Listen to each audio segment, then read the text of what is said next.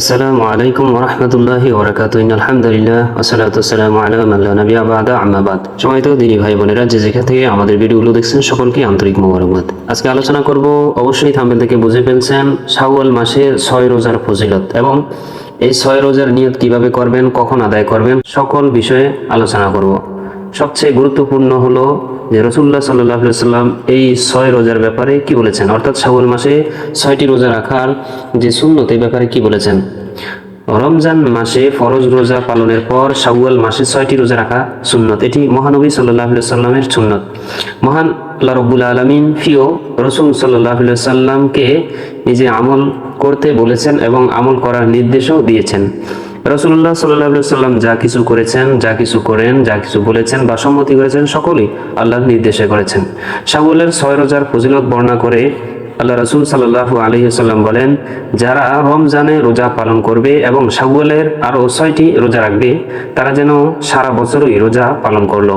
সুবহানাল্লাহ। সহিহ মুসলিম শরীফের হাদিস। অর্থাৎ আপনি 29টা অথবা 30টা রোজা যদি পালন করেন এবং শাওয়াল তারপরের মাসে, শাওয়াল মাসে যদি আপনি 6টি রোজা পালন করেন, ওই 29টা বা 30টা রোজা এবং সাথে যোগ হবে 6টি রোজা, এই 6টি রোজা যোগ করে যদি আপনি 36টা বা 35টা রোজা পালন করেন, তাহলে সারা বছর রোজা রাখার সওয়াব আল্লাহ তাআলা আপনার আমলনামায় দান করবেন এবং আপনি যেন সারা বছরই রোজা রাখলেন। সুবহানাল্লাহ। অর্থাৎ রমজানের 29টা অথবা 30টা রোজা রাখার পর শাওয়াল মাসের যে কোনো 6 দিন রোজা রাখলেই 1 বছর তথা পূর্ণ 360 দিন রোজা রাখার সওয়াব পাওয়া যাবে। শাওয়ালের রোজার ফজিলত বর্ণনায় অনেক হাদিসে এসেছে। বিশ্বনবী হযরত মুহাম্মদ সাল্লাল্লাহু আলাইহি ওয়াসাল্লাম ইরশাদ করেছেন, যে ব্যক্তি রমজানের রোজা রাখবে অতঃপর শাওয়াল মাসের 6টি রোজা রাখবে, অর্থাৎ যে কোনো দিনে আপনি এই রোজা রাখতে পারবেন। ঈদের দিন, রমজান মাসের পরে ঈদের দিন ব্যতীত আপনি যে এই মাসের ভিতরে যে কোনো 6 দিন আপনি এই 6টি রোজা রাখতে পারেন। আপনি লাগাতার রাখলেও রাখতে পারেন, একসাথে রাখলেও আপনি রাখতে পারেন, সেটা আপনার ইচ্ছা। যে ব্যক্তি রমজানের রোজা রাখবে অতঃপর শাওয়াল মাসের 6টি রোজা পালন করবে, সে যেন সারা বছর রোজা রাখলো।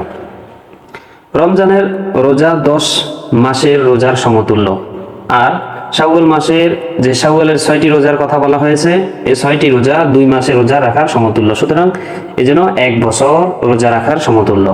যে ব্যক্তি রমজান রোজা শেষ করে 6 দিন রোজা রাখবে, সেটা তার জন্য পুরো বছর রোজা রাখার সমতুল্য। কেননা মহান আল্লাহ তাআলা পবিত্র কোরআনুল কারিমে সূরা আনআমের 160 নম্বর আয়াতে ঘোষণা করেছেন, মান জাআ বিল হাসানাতি ফালাহু আজরু আমসালিহা।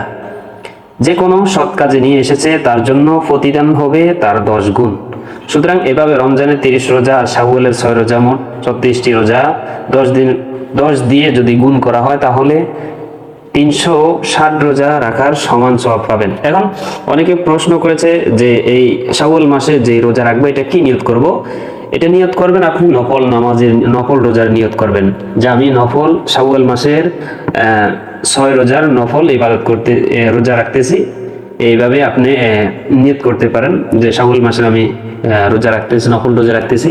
আরেকটি হলো, এই অনেকে বলেছে যে এই শাওয়াল মাসে রোজা রেখে আমি ইবাদত করব, কোন সূরা দিয়ে ইবাদত করব? আপনি যে কোনো সূরা দিয়ে আপনি ইবাদত করতে পারেন।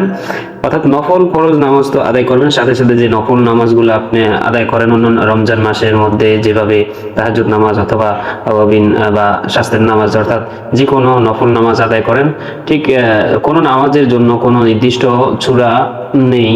আপনি যে কোনো নামাজের জন্য যে কোনো সূরা ব্যবহার করতে পারেন বা পড়তে পারেন, এটা আপনাকে মাথায় রাখতে হবে। আরেকটি কথা হলো, অনেকে বলেছে যে আমি কি লাগাতার রোজা রাখবো, অর্থাৎ 6 দিন কি একসাথেই রোজা রাখবো, নাকি একদিন পর একদিন বা 2 দিন পর একদিন রোজা রাখবো, সেটা আপনার ইচ্ছে। আপনি চাইলে একসাথে 6টি রোজা রাখতে পারেন। আবার যদি আপনার কষ্ট হয় অথবা যদি আপনি মনে করেন যে আমি একদিন পরে 2 দিন পরে রোজা রাখবো, তা তো সমস্যা নেই। তবে শাওয়াল মাসের 6টি আপনি রোজা রাখলে এই সওয়াব পাবেন।